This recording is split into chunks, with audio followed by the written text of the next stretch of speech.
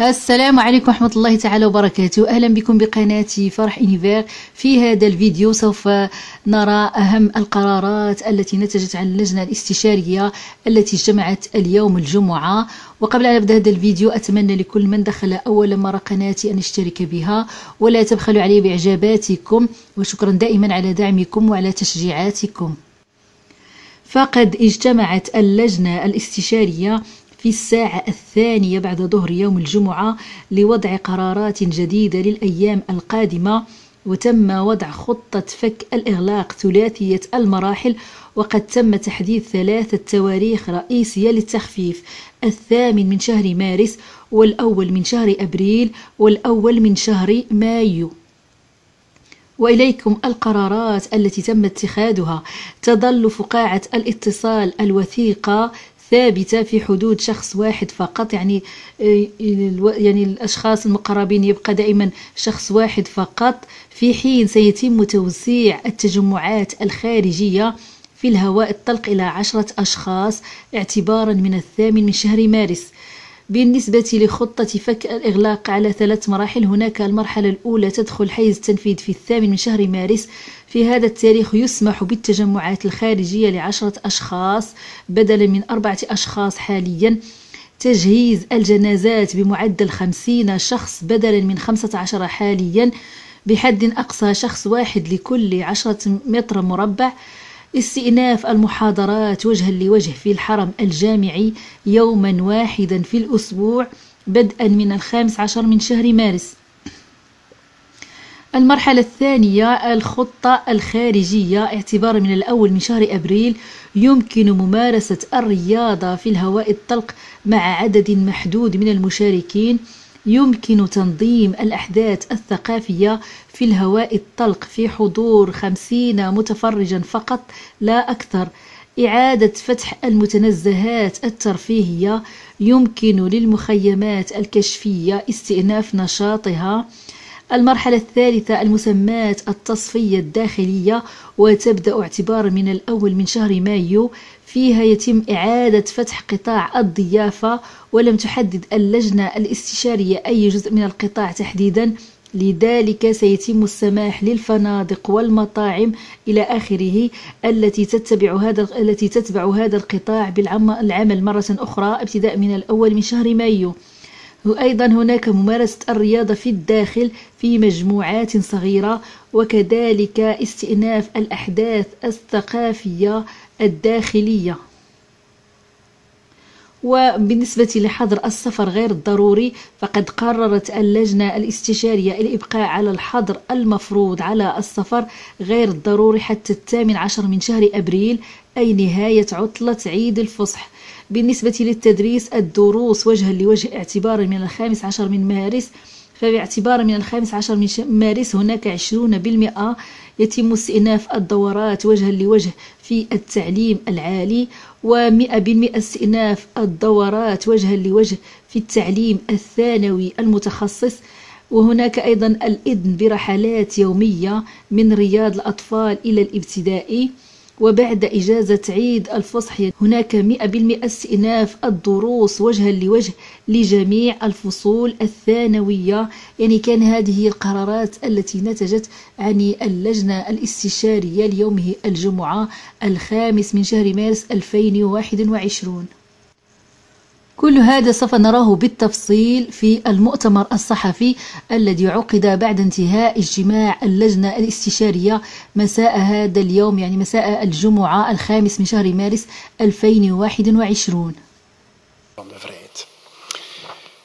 Mesdames et messieurs, vendredi passé, le comité de concertation avait décidé d'observer une pause. Observer une pause parce qu'on voyait que dans les chiffres d'hospitalisation, il y avait des chiffres qui nous inquiétaient et il y avait un doute si on était sur une courbe exponentielle.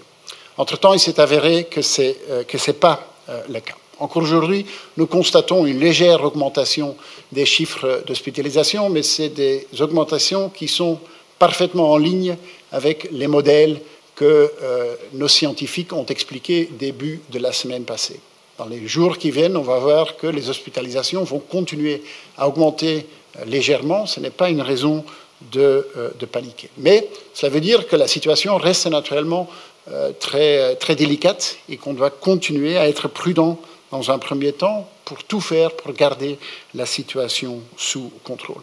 En même temps, nous sommes bien conscients de la nécessité de perspective. Une période de 5 mois de mesures et d'efforts soutenus, ça a un impact sur le bien-être psychologique et c'est une rude exercice que nous devons mener. Et donc, le comité de concertation a évalué, a fait une évaluation de regarder quelles sont les situations dans lesquelles on pourrait assouplir où le risque est le plus réduit que possible. Et c'est clair, ça veut dire que c'est des assouplissements qui se font à l'extérieur.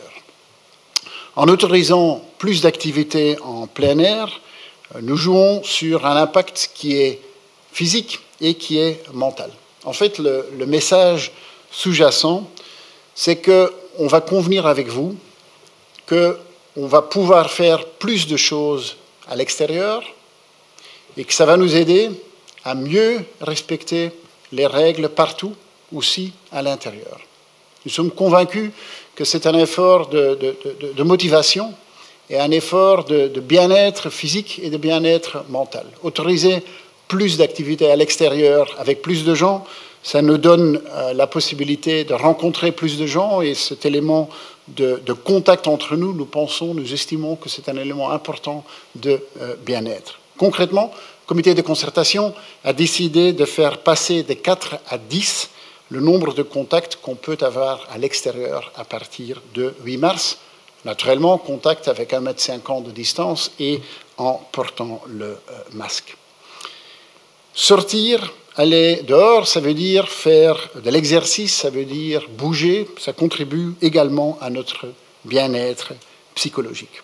Le bien-être nous donne l'oxygène et le bien-être doit nous aider à passer cette période qui dure longue et ça doit nous aider à être motivés, à avoir de l'espoir pour pouvoir continuer à respecter les règles. Je voudrais aussi indiquer qu'à partir du 8 mars, il est possible de se réunir avec un maximum de 50 personnes lors de funérailles et d'enterrements. Nous pensons que c'est une mesure humaine. En mars, nous prendrons aussi des mesures dans le cadre de l'enseignement. Je laisserai les ministres présidents les expliquer en détail dans quelques instants. À partir d'avril, nous espérons pouvoir rentrer dans une deuxième phase. Et cette deuxième phase est un véritable plan de plein air. Ça veut dire que nous allons notamment permettre des entraînements sportifs à l'extérieur, des camps de jeunesse à l'extérieur, les marchés, les parcs d'attractions et les premières possibilités de pouvoir assister à des spectacles culturels. Là aussi, à l'extérieur, il faudra respecter les règles, port du masque, etc.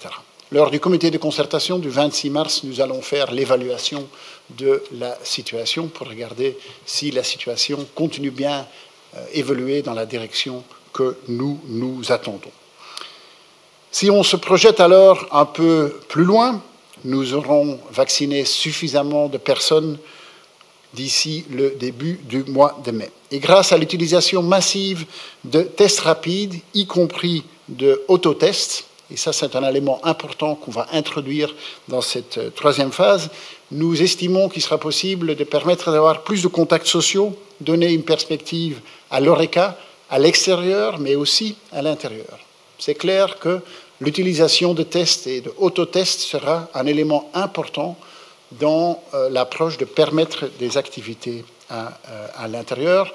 On parlera aussi d'autres domaines comme les animations de jeunes, le sport, le fitness ou le shopping. Le comité de concertation a demandé au commissariat Corona, ensemble avec les experts, d'établir des plans en détail pour bien accompagner cela. Je vais aussi souligner que ce calendrier est un calendrier indicatif basé sur une évolution à laquelle nous nous attendons, mais naturellement, si l'évolution est différente dans les semaines qui viennent, il faudra naturellement réévaluer ce plan, une analyse approfondie. On continuera à le faire. Progrès de la vaccination, j'en ai parlé un peu. Le seul vrai plan de sortie c'est le plan de vaccination. Cette semaine, les ministres de la Santé ont changé la stratégie de vaccination. On peut maintenant passer à une vitesse supérieure et c'est clair que le déroulement de la vaccination sera l'élément de base qui nous permet de faire un pas en avant comme on le fait en avril et on le fait en mai. Je voudrais terminer par un dernier élément. Le comité de concertation a décidé de maintenir les dispositions en vigueur en matière de voyages non essentiels jusqu'au 18 avril. Il y aura un moment d'évaluation de cette mesure, là aussi, le 26 mars. Nous estimons que c'est une mesure qui est tout à fait nécessaire pour diminuer la vitesse de propagation du virus. Et donc, message final que je voudrais donner, c'est dehors, dehors, dehors. Miser sur le plein air. Et je pense que tous ensemble, nous estimons que cette possibilité de plus de liberté, elle va ensemble avec une très grande responsabilité aussi. Je pense que tous, on est convaincus que cette possibilité de liberté au début à l'extérieur, que cela veut dire qu'on peut uniquement utiliser cette liberté si on utilise aussi notre sens de responsabilité en respectant les mesures et certainement en respectant les mesures dans des endroits où le risque est plus élevé, par exemple à l'intérieur. Je voudrais maintenant donner la parole au minister-president. Ik zal nu het woord geven aan de minister-presidenten om bijkomende informatie te geven ten opzichte van het plan dat wij hier aan jullie voorgesteld hebben. Ja, dank u wel, meneer de eerste minister. Misschien een aantal aanvullingen. De laatste weken was de kreet, zal zeggen, vanuit de jeugdsector en van iedereen die met jeugd bezig was, toch bijzonder groot om ook een aantal dingen speciaal voor de jeugd te doen. Als we zeggen jeugd, zeggen we natuurlijk in de eerste plaats onderwijs. En de ministers van Onderwijs hebben dat al enkele weken geleden gecommuniceerd, een tiental dagen geleden gecommuniceerd, maar misschien toch even herhalen. Dat vanaf 15 maart in het lager en het middelbaar onderwijs de extramuros-activiteiten, dus laten we maar zeggen klasuitstappen, schoolsportdagen en zo, dat die terug mogelijk zijn voor 1 dag. Dan ook mogen voor de meest kwetsbare groepen of de meer kwetsbare groepen, dan spreken we over het buitengewoon onderwijs en ook het deeltijds beroepsonderwijs, mag er weer voltijds contactonderwijs gegeven worden.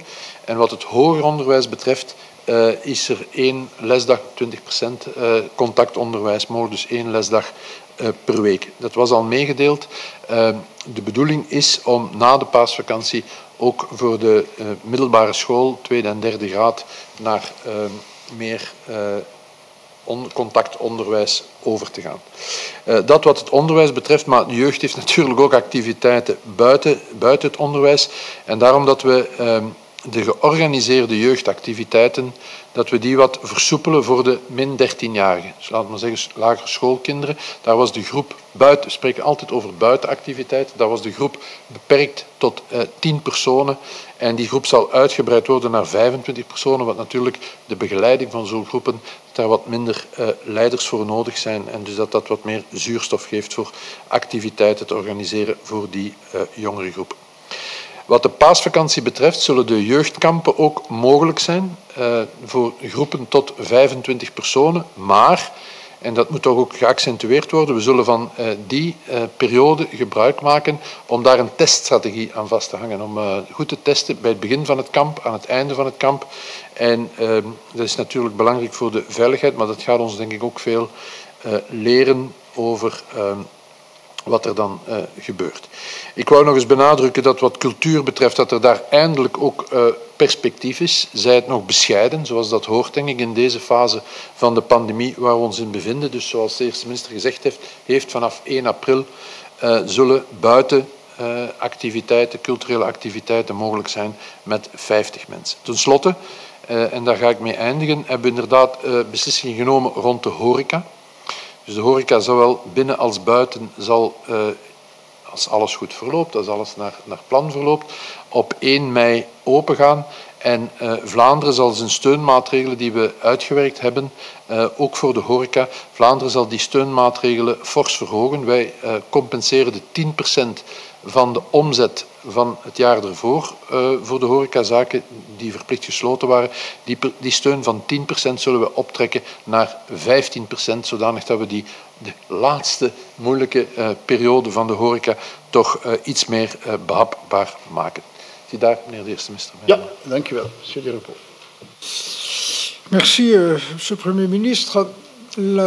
La situation que nous connaissions la semaine passée était une situation qui a freiné nos élans parce que nous ne savions pas si nous n'étions pas au début d'une troisième vague. En tout cas, moi, j'avais ressenti cela comme ça quand on dépassait plus de 200 cas d'hospitalisation. Était-ce le début de quelque chose de grave? Heureusement, ce n'est pas tout à fait le cas, mais la situation reste mauvaise et un emballement de la propagation peut toujours se produire. Et donc, on a pris des décisions qui sont des décisions équilibrées. Équilibrées entre le désir de liberté qui est tout à fait compréhensible et une réalité sanitaire qui reste très précaire. On a accordé la priorité aux jeunes, avec notamment les établissements scolaires, que ce soit les établissements scolaires primaires, secondaires, les hautes écoles et les universités.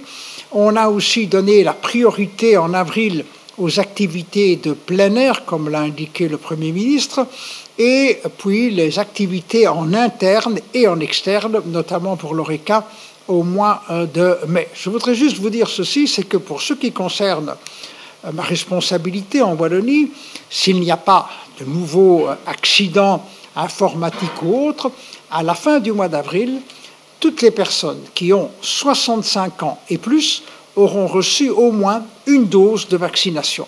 Ce qui veut dire que normalement, à partir de mai, du début mai, en termes d'hospitalisation, en termes de lits occupés dans les unités de soins intensifs, ça devrait diminuer, nous donner dès lors un peu plus d'oxygène, une raison supplémentaire pour laquelle l'idée d'ouvrir en même temps l'extérieur et l'intérieur, notamment de l'ORECA, est une idée qui nous apparaît tout à fait équilibrée. Voilà, je ne serai pas plus long à ce stade.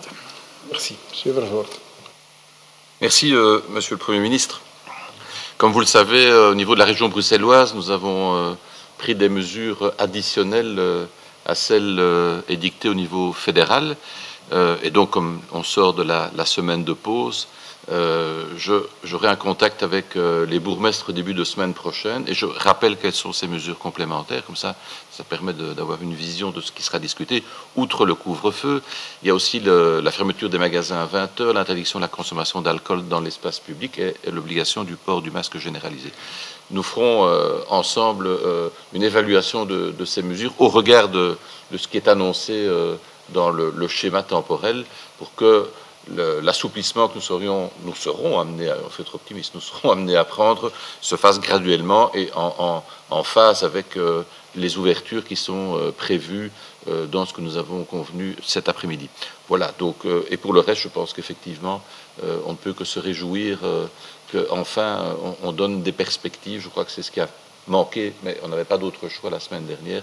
Aujourd'hui, on est dans un momentum qui nous permet à nouveau d'ouvrir des perspectives et je pense qu'on ne peut que s'en réjouir. Voilà ce que je voulais dire, Monsieur le Premier ministre.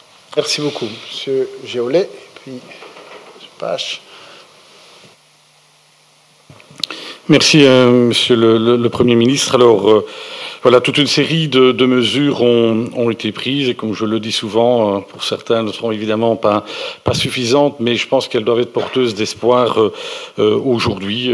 Comme on a souvent utilisé l'expression, on n'est pas au bout du tunnel, mais on y arrive. Et ce serait évidemment dommage d'anéantir tous les efforts qui ont été faits par notre population depuis presque un an, de sacrifier en quelque sorte tous ces efforts. Ce que je voudrais dire, c'est l'éducation a toujours été une priorité pour le comité de concertation, tous les niveaux de pouvoir confondus.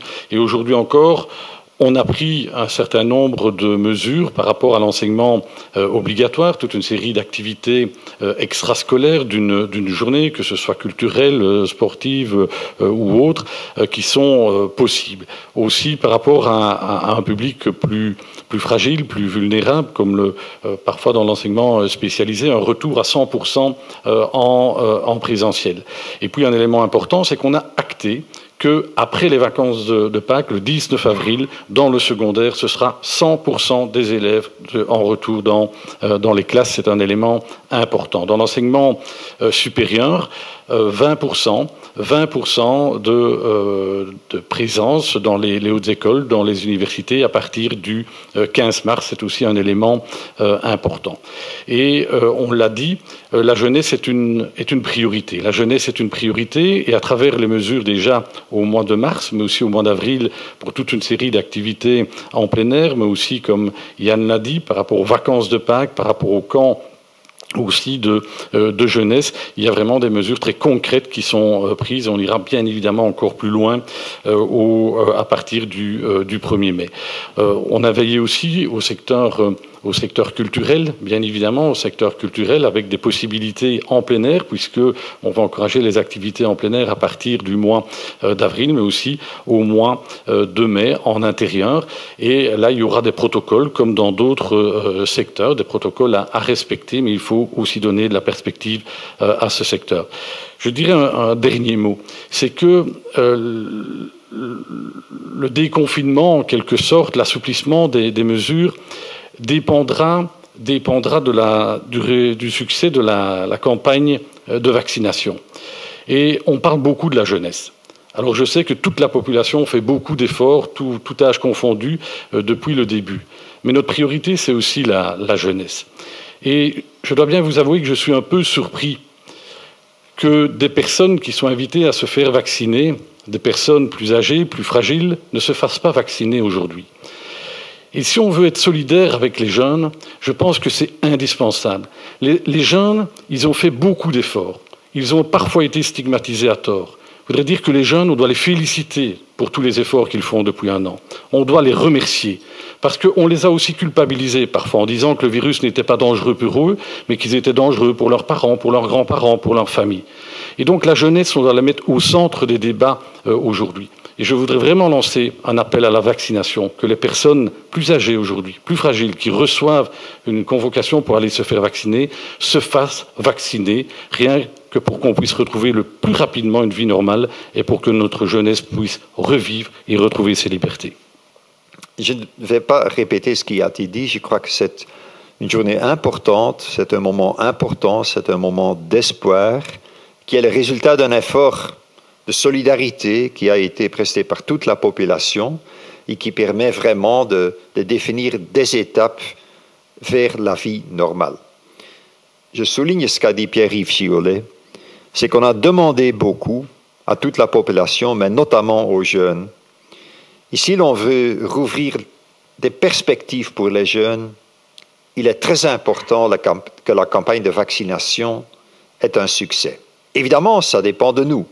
Nous devons bien organiser cette campagne, éliminer tous les couacs qui restent, tous les problèmes pratiques, opérationnels, en même temps accélérer cette campagne, ce qui est en train de se réaliser.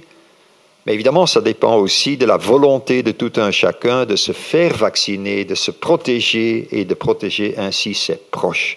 On dispose maintenant de 3 vaccins qui sont sûrs et efficaces. AstraZeneca, Moderna, Pfizer. 3 vaccins sûrs et efficaces pour toute la population, aussi les personnes plus âgées, et donc utilisons ces vaccins pour recréer une vie normale.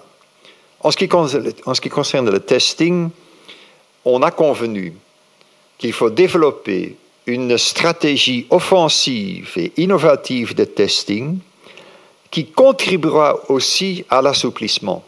Et par exemple, l'exemple a été donné, pendant les vacances de Pâques, il est possible d'organiser des activités, des camps pour les jeunes, à condition évidemment que l'on applique des tests préventifs pour éviter des contaminations. Et donc, le secteur de la jeunesse sera invité à participer dans des expériments basés sur des stratégies de testing préventif pour davantage créer des possibilités pour organiser des camps.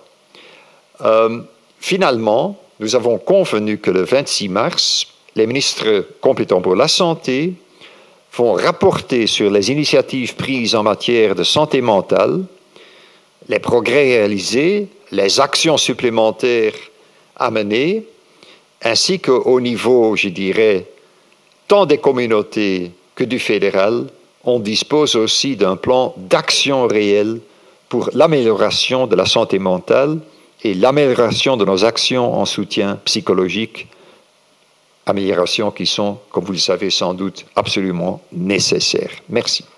Mais si vous dites qu'il n'y a que 600 000 doses dans le frigo, je dirais il y a 600 000 et le nombre en stock doit baisser. Mais on voit que les livraisons se sécurisent quand même de plus en plus. Oui, très brièvement.